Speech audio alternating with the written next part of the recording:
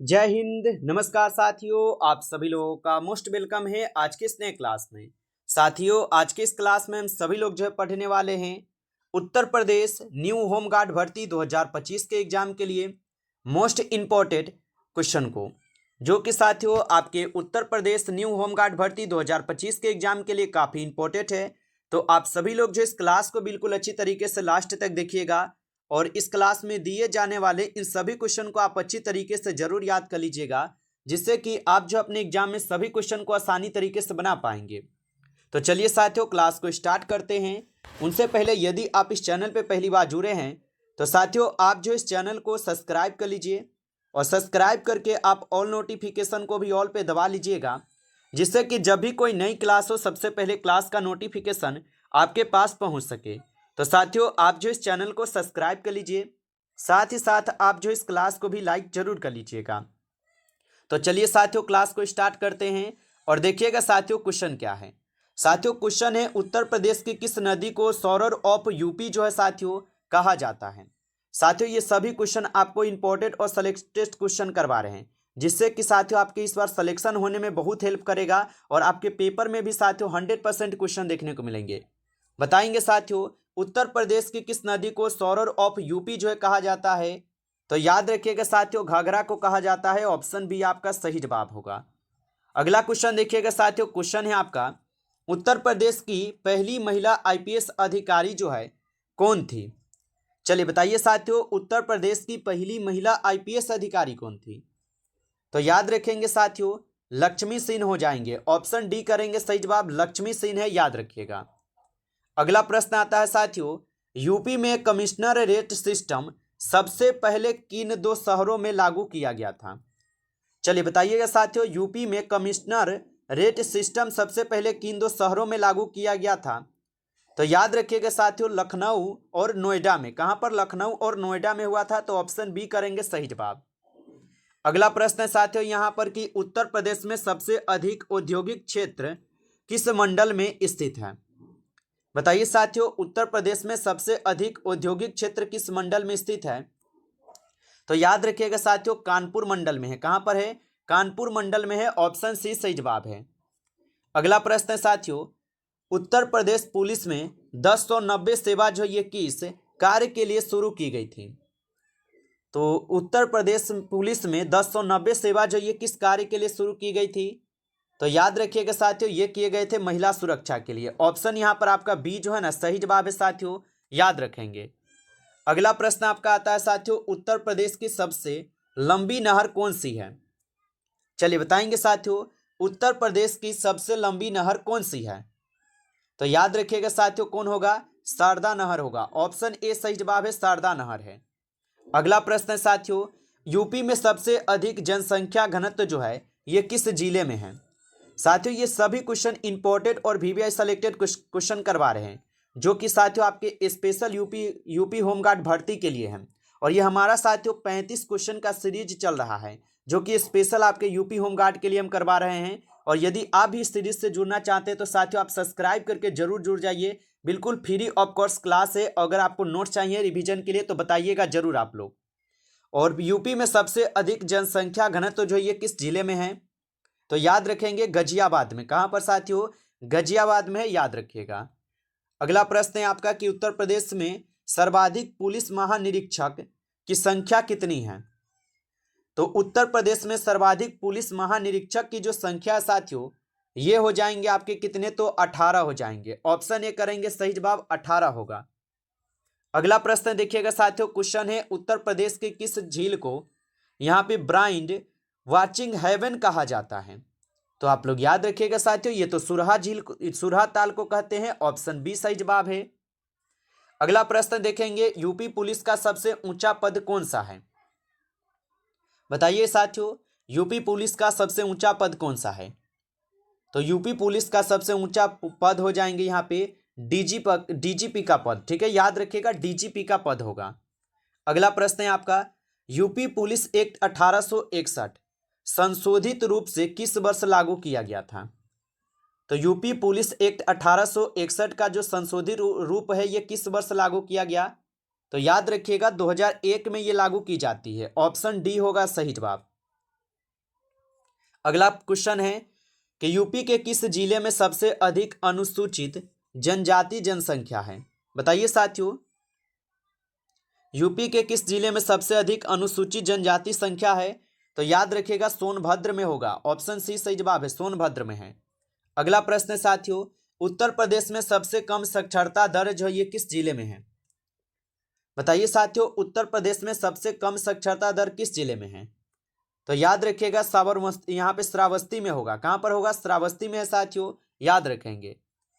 अगला प्रश्न है आपका, उत्तर प्रदेश की किस नदी पर जल विद्युत उत्पादन नहीं होता? बताइए साथियों। और साथियों, आप लाइक नहीं किए हैं तो आपसे छोटा सा हम रिक्वेस्ट करेंगे कि आप इस क्लास को एक बार ज़्यादा से ज़्यादा लाइक कर लीजिएगा।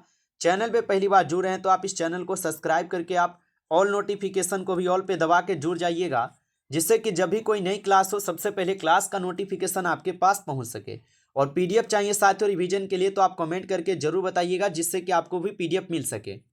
उत्तर प्रदेश के किस नदी पर जल विद्युत जो है साथियों उत्पादन नहीं होता है ये बताना है। तो याद रखिएगा राप्ती नदी पर नहीं होती है। ऑप्शन ए सही जवाब है। नेक्स्ट क्वेश्चन है आपका, उत्तर प्रदेश में कुल कितने पुलिस जोन हैं? बताइए साथियों, उत्तर प्रदेश में कुल कितने पुलिस जोन हैं? तो याद रखिएगा साथियों इसमें कुल 8 पुलिस जोन है। ऑप्शन बी हो जाएगा, 8 होगा। अगला प्रश्न देखेंगे साथियों, क्वेश्चन है आपका, यूपी में पुलिस प्रशिक्षण का सबसे बड़ा केंद्र जो है कहाँ स्थित है? तो यूपी पुलिस में प्रशिक्षण का सबसे बड़ा केंद्र कहाँ स्थित है? तो ये कानपुर में है। कहाँ पर है साथियों? कानपुर में। ऑप्शन बी सही जवाब है। अगला प्रश्न है आपका कि यूपी में डायल 112 सेवा किस वर्ष जो है शुरू की गई? तो यूपी में डायल सेवा 112 किस वर्ष शुरू की गई थी? तो ये की गई थी 2019 में। ऑप्शन सी होगा सही जवाब साथियों, 2019 में की गई थी। अगला प्रश्न देखिएगा आपका, क्वेश्चन है कि उत्तर प्रदेश की कौन सी नदी नेपाल से निकलकर सीधे यूपी में प्रवेश करती है?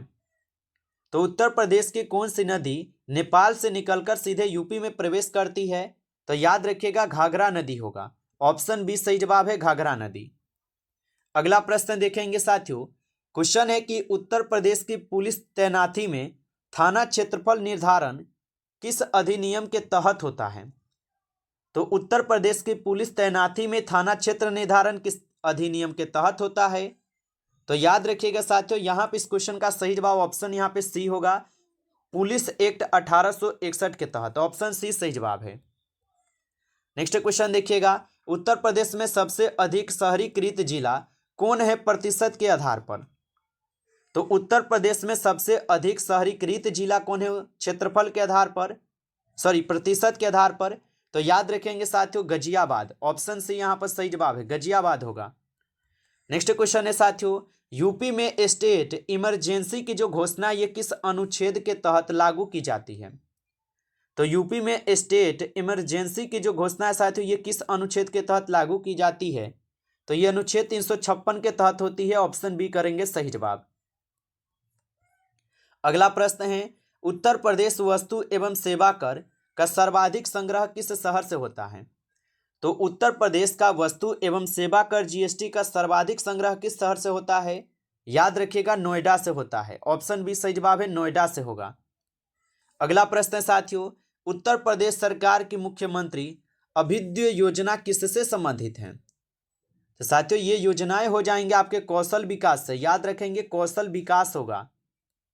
अगला प्रश्न है आपका कि किस जिले को दालों का यहाँ पे कटोरा कहा जाता है?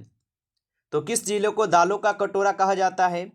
याद रखिएगा साथियों बलरामपुर को कहते हैं। किसको कहते हैं? बलरामपुर को। ऑप्शन डी सही जवाब है।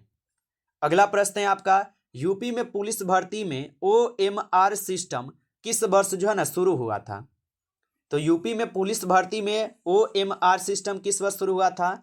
तो 2017 में। ऑप्शन डी सही जवाब है, 2017 में ये शुरू होता है। अगला क्वेश्चन है आपका, उत्तर प्रदेश में सर्वाधिक वनावरण किस क्षेत्र में पाया जाता है? तो उत्तर प्रदेश में सर्वाधिक वनावरण किस क्षेत्र में पाए जाते हैं? तो ये तराई के क्षेत्र में पाई जाती है। ऑप्शन ए सही जवाब है, तराई होगा। नेक्स्ट क्वेश्चन है, उत्तर प्रदेश में कुल कितने GRP यानी कि गवर्नमेंट रेलवे पुलिस का अनुभाग हैं? तो याद रखेंगे साथियों इसमें कुल कितने भाग हो जाएंगे? तो इसमें कुल 6 भाग है। याद रखेंगे 6 भाग है। ऑप्शन डी सही जवाब होगा। नेक्स्ट क्वेश्चन है आपका उत्तर प्रदेश का यहाँ पे साथियों राजकीय वृक्ष कौन है? चलिए बताइएगा साथियों, उत्तर प्रदेश का राजकीय वृक्ष कौन सा है? तो साथियों अशोक लगाएंगे, ऑप्शन सी सही जवाब होगा, अशोक है। अगला प्रश्न है आपका, अवध क्षेत्र ऐतिहासिक रूप से किस नदी के बेसिन में विकसित हुआ था?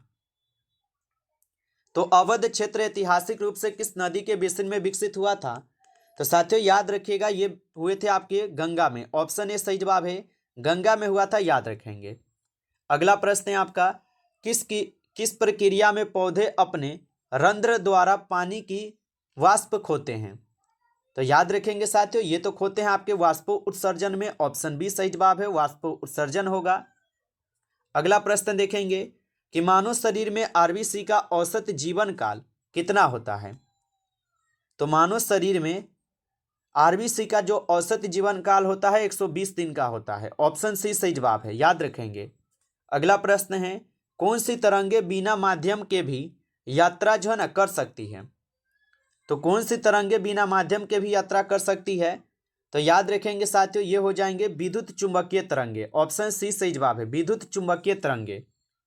नेक्स्ट क्वेश्चन है कि पानी में नमक घुलने पर कौन सा पदार्थ विलायक कहलाता है? तो पानी में नमक घुलने पर कौन सा पदार्थ विलायक कहलाता है? तो पानी ही कहलाएगा साथियों ना, ऑप्शन बी हो जाएगा यहाँ पे सही जवाब। चलिए अगला प्रश्न देखेंगे कि मस्तिष्क का कौन सा भाग संतुलन एवं शरीर की चाल नियंत्रित करता है?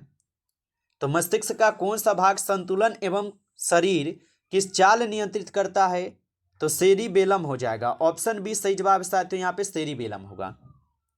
नमस्कार साथियों, इस क्लास में टॉप 35 क्वेश्चन थे जो कि ये सीरीज हम लोग का बिल्कुल आपके एग्जाम तक चलने वाला है। और साथियों यदि आपको क्लास अच्छा लगा हो तो आप जो इस क्लास को ज़्यादा से ज़्यादा लाइक कर लेंगे, और चैनल पे पहली बार जुड़े हैं तो आप सभी लोग इस चैनल को भी सब्सक्राइब करके आप ऑल नोटिफिकेशन को ऑल पे दबा के जुड़ जाइएगा, जिससे कि जब भी कोई नई क्लास हो सबसे पहले क्लास का नोटिफिकेशन आपके पास पहुंच सके। तो आप इस चैनल को सब्सक्राइब कर लीजिएगा। और साथियों पीडीएफ चाहिए रिवीजन के लिए तो आप कमेंट कर दीजिएगा, आपको पीडीएफ प्रोवाइड कर देंगे ताकि रिवीजन कर पाएँ। तो चलिए साथियों मिलते हैं आपसे फिर एक नई टॉपिक के साथ नेक्स्ट क्लास में, तब तक के लिए जय हिंद जय भारत।